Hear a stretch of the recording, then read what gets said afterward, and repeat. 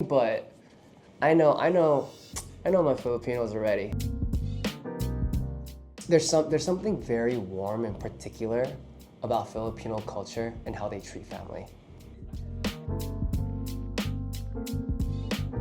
This is gonna sound so generic, but I have to have Jollibee every time I'm here.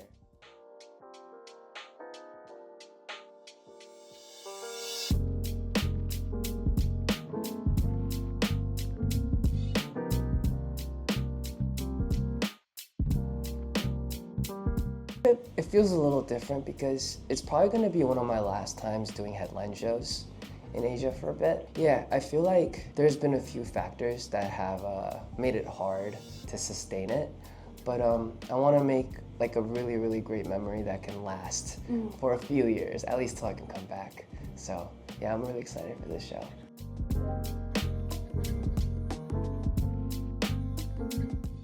This is gonna sound so generic, but I have to have Jollibee every time I'm here. I saw your bag of Jollibee when you came in. That's kind of all I eat because like Jollibee in America is good too, but it just tastes different.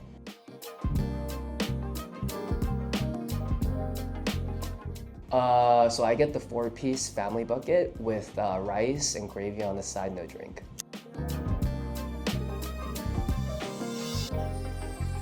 Well, they're loud.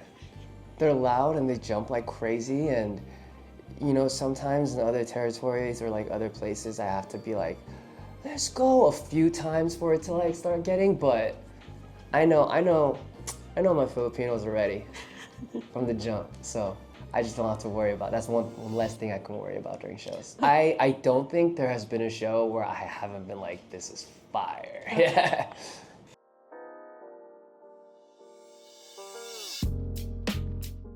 The overall sound has truly been inspired by a producer and a writer that I really, really, truly respect.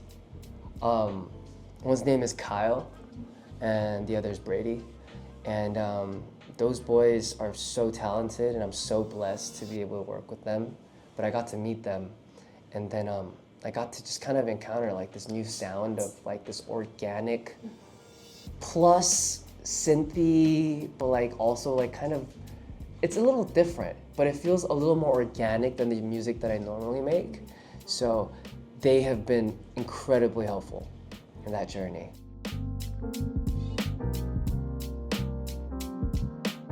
Put It On Me, my most recent track. It's a song that was inspired by something that happened in Indonesia. I went for a show and I met a fan that that person had been following me for, I guess, a pretty long time, but never was able to see me because of physical limitations. And she got to see me for the first time, and I got to go out and say hi because the JAR community in Indonesia connected us. And it was just like a really touching moment. And I got a text from her mother afterwards saying, thank you, because I think that was one of the times that I really got to make her feel happy.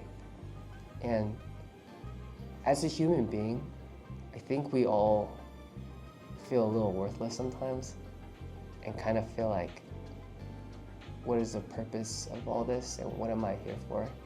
Is it worth it? There's such an easy way out. And anyway, yeah, I got that text and it made me feel worthwhile. It's definitely, I don't say this lightly, it changed my life.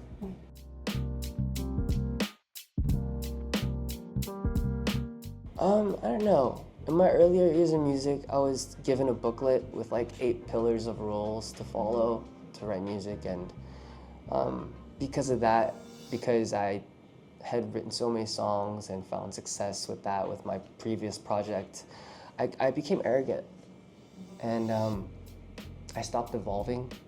I just kind of kept doing the same thing that I was doing over and over, and just like different iterations and like the same thing but the 24 version, same thing but the 25 version.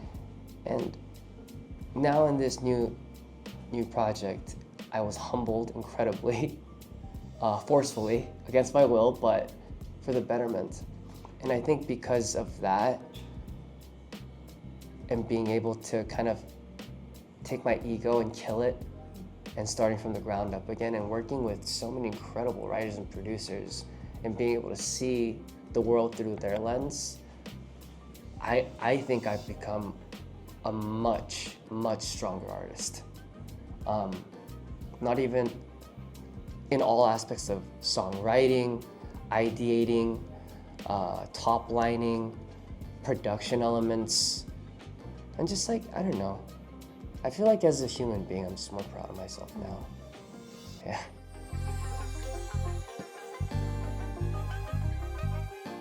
The honest answer to that is I've come back to Christ. And for me, that's very important. I know for some people that could be very triggering, which is understandable. I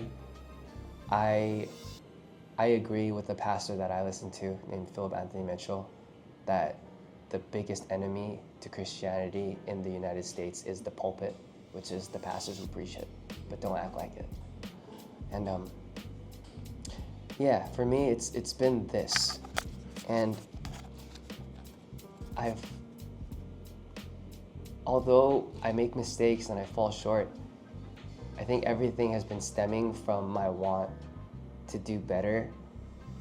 And I now realize that my prize isn't in this life. It's not how much money am I making now. It's not how much money am I gonna be able to retire early or like have a family and feed them. Like, that's all important, yes. I won't lie and say money's not important, because it is.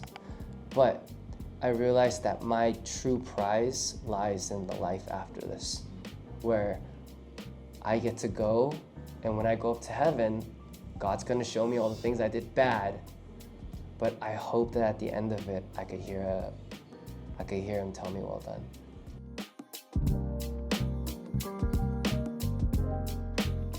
I realized that I'm dumb. I think I'm just kind of stupid. So like, I have a hard time, especially in social settings, I have a hard time understanding what's okay and not okay to say. I think I've always struggled with that, social cues. I'm a little bit, I feel like, my social cues are not very good, but I've been able to mask that for a very long time. So yeah, maybe that's something that I guess a lot of people don't know.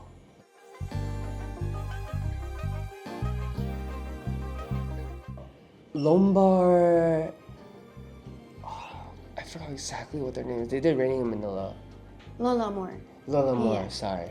I think I was thinking of an Indonesian band. My apologies.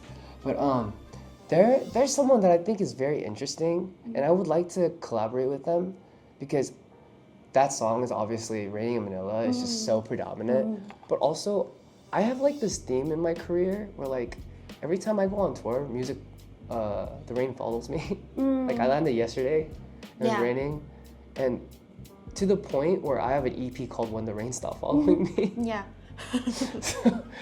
And it just seems to continue to follow me. So I think since they've done Raining in Manila, it'd be really kind of cool to be able to like, obviously I like them, I like their music as a band, and I respect them as artists. I think it'd be cool to make a song about how the rain won't stop following us. Maybe even in Manila.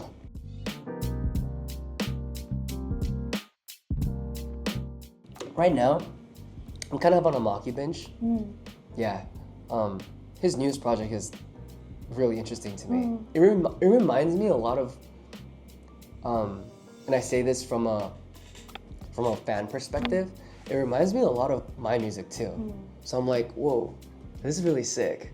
And like I learn a lot while listening to like different artists. So yeah, even for the cover, I was originally gonna do a Beanie song because I collaborated with them earlier, and there was a song, I think it's their third most played song on the Spotify. I forget the name, so I'm just kind of a goldfish with names. But it didn't come out. It didn't do justice. And I respect them as artists enough to feel like there's a certain standard I need to do. So I texted Maki and I was like, hey, do you have a song that you think I can do? And then he recommended that one. And his is like kind of like modern rock and like kind of like energetic. So I was like, maybe I'll try a ballad spin on this. And that's kind of one of my favorite covers too. So really happy with that. That's very good. Thank you.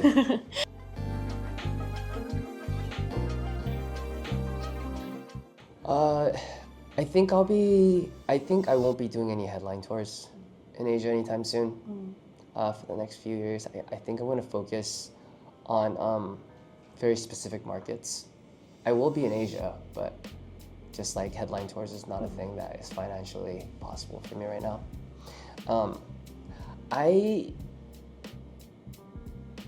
I want to start a Christian project, a side project, so aside from eaJ.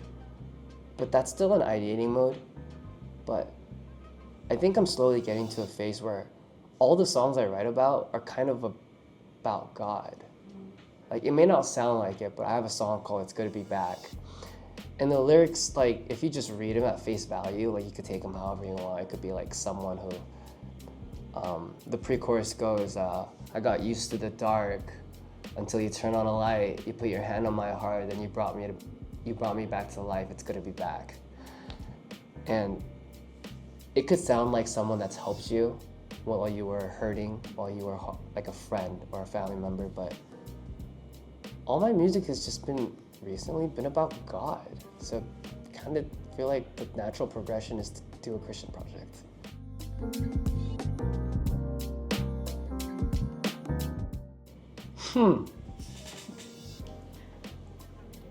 How young? Choose an age. 18?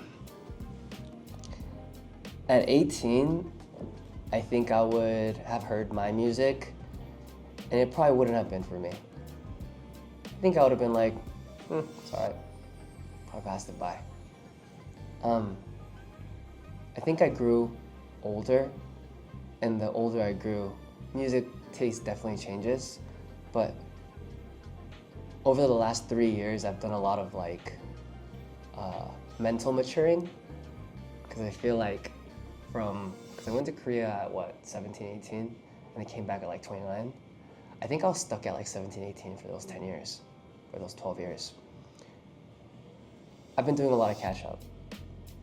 So yeah, I think I've just been like me.